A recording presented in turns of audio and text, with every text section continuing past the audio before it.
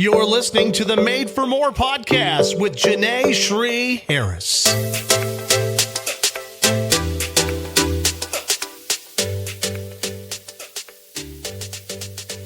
This is the Miss Lincoln's teen, Janae Shree Harris. Thank you for joining us today I am interviewing Francesa Stessman and Candace Aquila. We will be talking about how they are made for more, worked to overcome obstacles, and inspired others. Thank you both for being here today and sharing your time with us. Tell us more about yourself and your jobs that you do and everything like that. So I'm currently not in school, so I have a lot more time to work. I work 3 part-time jobs. I'm a CNA in the medical ICU at Nebraska Medicine. I work with you at the after-school club at Kiewit, and I'm a receptionist at James Harris Salon. I just started a new job. I'm RBT, which is a registered behavior technician, and I do behavior therapy for kids who have autism and other developmental disabilities. Gotcha. Okay. The first question is, what is one of your greatest challenges in transitioning from college to your future careers? I would say one of the biggest challenges I've noticed, especially lately, is that when you're not in school anymore, you don't have a set schedule. So like you don't have classes from this time to this time on certain days. So just kind of navigating how to balance my schedule and kind of make my own schedule rather than someone telling me what to do and when to do it has been a challenge, because you've done that all throughout high school and middle school and all that too. So That was a struggle for me also, but not knowing exactly what I want to do has been a struggle for me, because I graduated with a bachelor's in psychology, but I was like, what do I do now? And I feel like this job puts me in a good step in that direction and hopefully what I want to do. So. And how did you guys come out of that challenge and really try to work around it? I found the beauty of Google Calendar to be so helpful. I used to just kind of put things in like an Excel spreadsheet, and I have found that Google Calendar has really saved my life because I'm able to like see everything that I need to do and the times when I need to do it. So that has really helped me with managing my schedule a lot. It was honestly, my friend is also an RBT, and she was telling me how much she loves it and how much she thinks I would love it. And so I was like, I really want to try this. And so that's what got me started. Yeah, Google Calendar is definitely something that I've started to use going into high school and having a lot of crazy schedules going on with dance and pageants. So it's been definitely a blessing for me as well. And I love that because I know you worked at my mom's salon as well. So like seeing you transition from different jobs and us being able to talk about how that's something that you've been wanting to do and everything. It's really nice to see how far you've come. So that's awesome. What do you guys do when you need a lot of motivation in your lives?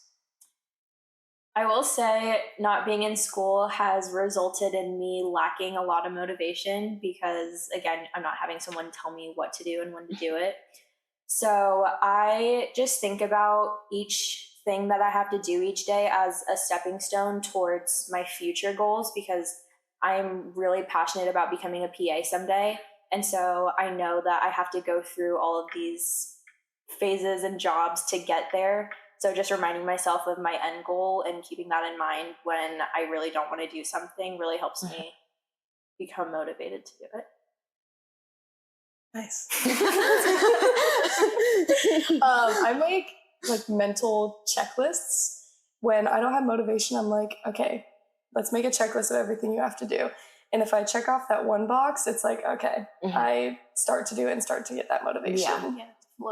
Yeah, my mom, she always puts up lists on the fridge or like writes, she'll have things in the morning for us to like read, and everybody has to do a certain type of chore for the day or things that like I probably forgot and didn't put in my calendar or just didn't really want to do, but it really does give me like a good motivation just to see things on like a different format and everything. What is the last book that you read that really inspired you? I would have to say there's this book called The Power of Your Subconscious Mind. I don't remember who it's by, but it basically kind of talks about how your subconscious is a lot more powerful than you think and how you can use it to change your thought process around things. It talks a lot about affirmations and just like how your mentality is so much stronger than you think. I know, like growing up in dance, I would always be told your mind will give out before your body can or something. So just like building your mental strength and being able to push through things that you didn't know you could. Yeah, I remember them always saying it's all mental. It's all mental. Yes. Yeah, which it definitely was. It definitely is. The last book that I read was called The Daily Stoic. I found this book when it was my junior year of college. I was in this class called Positive Psychology, and this book has like 300 plus meditations in there, and then it also has like ways to go, like perseverance. And I really enjoyed that book. It just has a bunch of quotes in it and about those quotes, and it was just a great read. And I don't reread books, but I definitely could pick that book up multiple times. Yeah. So I'm personally someone who hasn't read a lot of books or big books that have things like that. So what has really grabbed your attention in books like that, like to get you to really read things more like that? I just knew that I wanted to grow like my mental strength. So just reading the title of the book, I was thinking, this is something that I think I could take with me and use in my personal life. Don't get me wrong. I love like good stories and books that can make me cry. Like, oh my gosh, I love, but I've realized that I need to start taking information to apply to my life because it just has helped me so much. Yeah. I usually don't read these kind of books. I usually read like nonfiction or like romance books and stuff like that. And so when I got to read this book in this class, I was like, I don't know if I'm gonna like it, because I usually read just all these other kinds of books. But then I just loved it, and I didn't realize how much I needed that, because it talks a lot about positivity and it got rid of more of my negative outlook on things. So that's really awesome. If you were to get somebody to read the book, what would you tell them to really make them like want to read it right away? I would just describe how much my mental health and the strength of my mind has changed from the book, because I really do feel like, especially nowadays, there's so many more people struggling with mental health. And so just explaining the benefits that it had on my mind and how I think about things now would really be able to convince someone that they should read it too, because I think anyone can benefit from improving their mental health in any way. I agree. My book is kind of like that. So I agree with everything you say.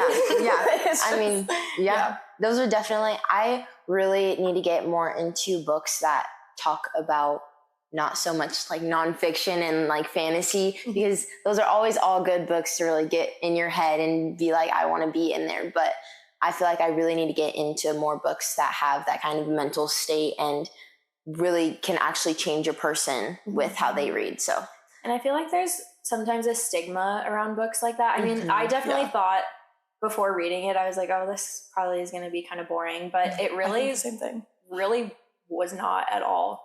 And so I think also keeping that in mind, like not going into a book and thinking, oh, this is going to be a boring read. You know? Yeah.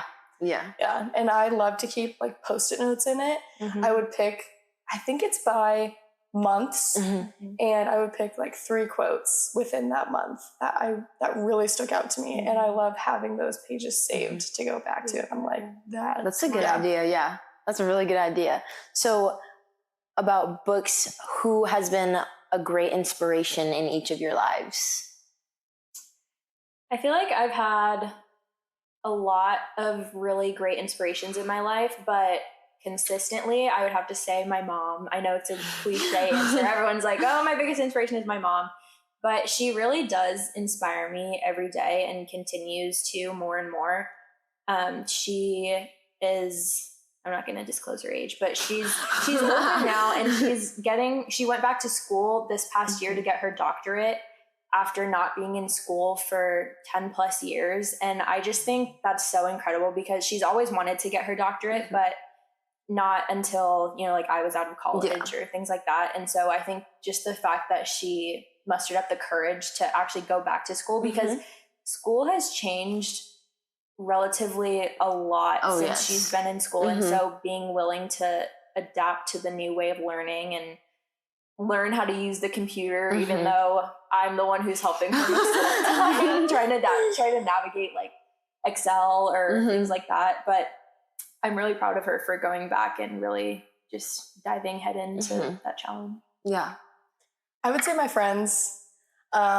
It's just really inspiring to watch them all grow in different ways and just overcome all the different challenges that we've had.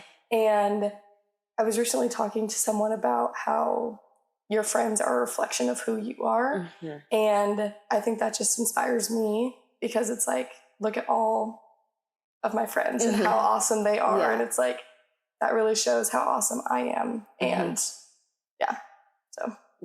what is one thing that you would want to pick out of those people or that person that you really want to reflect and try to work on in yourself? Definitely her determination and her drive. I don't know how she does it.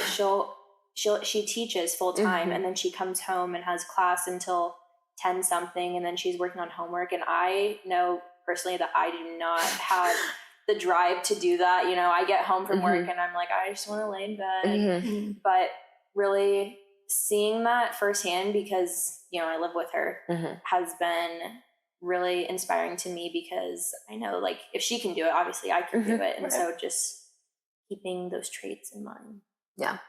I would say just the perseverance that each of them have. Like, again, like all the different challenges that we go through, it's inspiring to me that I can also do that. Yeah. Like, if I see that one of my friends is going through this challenge and then I experience that, I'm like, my friend did it, so I can do it too. Yes.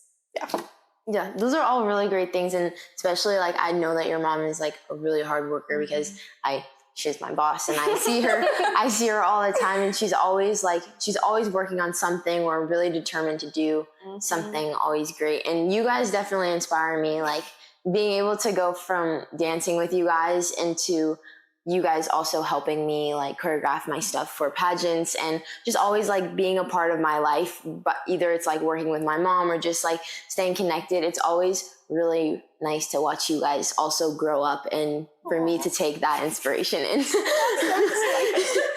But you are definitely an inspiration to me too. Like, just watching you evolve into the person you become. I know back in the day when you were my little princess for pageants, you've come a long way, and I'm just so proud of you. It's just impressive that, like, when you set your mind to something, you will do it. Like, you will do it. You are so determined, and it's just so awesome to see you. Thank you. That means a lot. That really does. What is the biggest thing that you guys have overcome, and how did you overcome it? I would say I'm kind of in the middle of overcoming my issue. So I've applied to PA school for the past 2 years now, and I've only always heard either rejections or being waitlisted. And a lot of PA schools have rolling admissions until their start dates. So you don't hear anything for like months on end, and it's just hard to kind of be at a standstill of not knowing where your life is going, because I have a biology degree, but that can't really get me a future career or anything. So just kind of relying on that has been hard, but I've kind of tried to think of other routes or plans that I can get to either that final destination or something else that I'm interested in. And that was really hard for me, because all throughout college I've wanted to be a PA, and that's what I've had my mind set on. But I've come to the realization that maybe that's not the route that is meant for me to go. Maybe I need to do something else and then apply to PA school or something along those lines. So still overcoming that. That's okay. Yeah. I recently broke my pelvis. I had a fractured pelvis where the muscle took off a chunk of bone. And that happened at nationals, at the NC Nationals. And so that was really heartbreaking when my coach told me that I could not dance at finals. Yeah. And so that was really upsetting. And I was out for, months, 6 months probably. And it was scary coming back because I didn't know what I could do and what I couldn't do. So I broke it by doing a certain jump, and I didn't do that certain jump until the very last moment. I was just so scared throughout most of the year, but once I did that jump, it was like, I'm okay. I'm okay. And when we went to nationals, it was a little nerve-wracking because the last time I was there, I was in a wheelchair. But I went on stage and I think I did good. I did break my pelvis this time. That's a plus, yes. Who are people who have been helping you or who have helped you through those moments? Again, I would have to say my mom, because she sees me go through the application process, and she's the one who kind of kicked me into reality and was like, hey, if this doesn't work out, you need a backup option. And I was kind of really stubborn at first because I was like, no, I'm going to PA school. I'm going to be a PA. And she was like, yeah, but you need a backup option because what if you don't get in, and what if you keep not getting in? So that really helped me, kind of take a step back and realize, she's right. I need to have backup options because I can't put all my eggs in this one basket. Yeah. I would have said my coach, Mo, I just kind of have never, when I get injured, I keep it to myself. Yes. I keep it to myself, and I'm like, I'm not telling anyone that I'm injured. And she made me feel okay that I was injured. She's like, it's not your fault. And she was the one who really helped me and coached me through that injury, and she took care of me. How do you think, if you didn't have those people in your lives to really help you and push you to move on, do you think you'd be in a different state of mind or different mentality about it? I think eventually I would have realized that I need a backup option, but it probably would have been way too late. So I'm very glad that she kind of pushed me into reality and was like, hey, you need to figure this out. I think if I would have kept dancing, I would have hurt myself more. And so I'm really glad that my coach told me that I couldn't dance, because I don't know if I would have been able to dance the next year if I would have kept dancing. So I'm glad that she told me to stop, and she told me no. Yes. So also going along with that, what failures have opened opportunities for you? I would probably say, so my whole life up until my sophomore year of college, I was determined to be a doctor. I was either going to be a surgeon or a cardiologist or an anesthesiologist, something. I was going to be a doctor. So my senior year of high school, I applied for this scholarship through UNO. It's called the UHOP scholarship. So basically you are taking all these classes at UNO, and then eventually when you graduate undergrad, you have basically a full ride med school at UNMC. So obviously I'm like, okay, this is my dream, So I applied for the scholarship, and I was one of the last 3, and I didn't get it. And I remember in the moment I was so heartbroken. I felt like my life was falling apart. I was like, what am I going to do now, But then after my freshman year, I realized I did not want to do med school. I no longer wanted to be a doctor. And then I was introduced to the profession of PA, and I was like, well, this is what I'm going to do. Mm-hmm. So if I had gotten that scholarship, I think I would have been miserable. Like, it was a great opportunity, but it was, in hindsight, not what I wanted to do. Yeah. So I'm happy that did not work. Yeah, that's good. That's good. I would say back in high school, I was sophomore year of high school. I was on the cheer team, and I decided to quit at the end of the season. I didn't quit in the middle of the season. At the end of the season, I decided to quit. I did really enjoy it, but I was like, this isn't really for me. And I took a year off, and I decided to go on the dance team. So quitting cheer wasn't really a failure. It was just an end of something that opened the door to dance. And I am so happy that opened, because if I wasn't on my high school dance team, I don't think I would have made it on my college dance team. So I'm very thankful for being on that dance team. Yeah, those are always great. It's always great to hear how many opportunities are really opened through failures, because you always need to be let down for things to really grow and for you to really be able to move on. So to hear so many things like that, to even just say like no to something and to be able to move on yourself from it is also just a great thing to have and to really experience. And then last but not least, what advice would you give your 13-year-old self? 13-year-old Francesca. So I am very, very young for my grades. So when I was 13, it was my freshman year of high school. Just crazy. And yes. So, I mean, in the moment, I didn't think it was that crazy, but now looking back, obviously, that's just wild.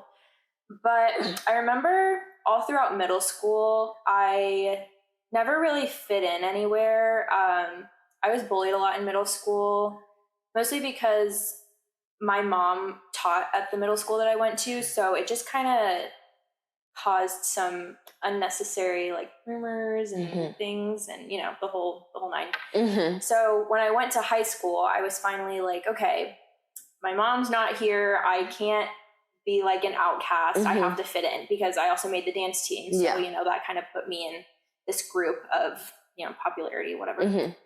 And I remember I never really was myself. And I think that took a toll on future me as well, because I'm still constantly trying to figure out who I am and, you know, my values and just who I am as a person. And I think that started way back in high school with me, you know, shutting my true self away and trying to be this person just to fit in and be popular, which is unfortunate. Looking back at it, you know, I just feel so sorry for little me. But I'm glad that I have figured out that I don't need to be this person to impress other people. Just be yourself. Because really, after high school, nobody cares. Yes, Everyone in college is doing their own thing, you know, and it's so refreshing. I agree. I would say I would tell myself to follow your passion. I know that's kind of hard to say, because I did. Like, I still continued to dance throughout college and beyond. But I wish that I told myself to do it more, because I wish I did the dance team right away, because I would think that I would be better. But again, I don't know. But I think that I would be better, and I would have focused more on it. And I kind of wish I did that. So I would tell myself that, because I thought it was like, oh, it's just fun. I didn't even know that my high school had a dance team. Didn't even know. I know. Are you serious? Yes. I was about to say, why didn't you? Didn't even know. Like, didn't even cross my mind. All right. And when I saw my friends trying out, I was like, huh? I was like, what? That's a thing? So I wish I told myself, be like, hey, this is a thing. You should really do this because you really enjoy it. But I know. Just offside question. Yeah. When did you start like Kitty Lee then? Long time ago. Then how? That blows my mind. Candace. I know. That blows my mind, because everybody does it. I know. Yeah. I had no clue. And That's I wish crazy. I told myself, like, hey, there's this thing. Yeah. But that's That's a little bit mind-blowing to myself. I did follow my passion. I did continue out dancing, but I just wish I got started earlier. Yeah. So. These are all great things to hear from you guys, and I am so glad that I got to speak with you guys today, and I'm so glad that everybody got to listen. So I guess we're just going to end this here. Thank you so much again. I hope to probably bring you guys back when I get this rolling up and get more people interviewed. So thank you for being on the Made for More podcast.